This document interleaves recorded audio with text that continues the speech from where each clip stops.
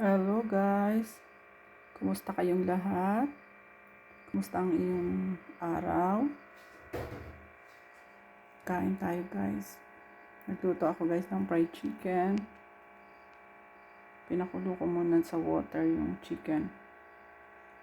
Tapos may pinlagyan ko panlasa.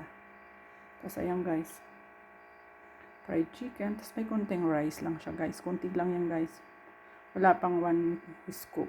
1 tasa. Wala pa. Konting-konti lang guys. Tapos ito, gumawa ako guys ng salad. Ayan.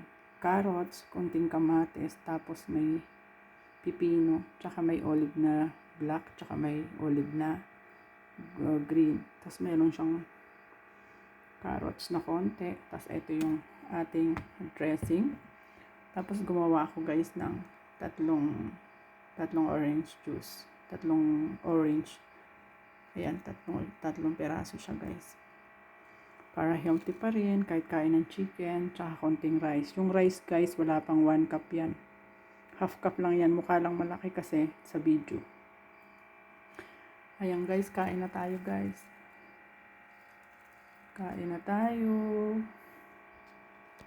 Ayan guys, masarap yung sarap yung salata. Paborito ko talaga yung salata guys. Yung simpleng salad, meron naman po kayo niyan sa kitchen, pwede nyong gawin. Pwede naman pong walang olive. Dito po kasi talaga maraming olive sa amin kasi paborito nila yan. Palagi silang bumibili ng olive. Ayan. Kain na po tayo. Let's eat. Thank you guys for watching. Thank you to all support my videos. Marami pong salamat sa inyo. Thank you.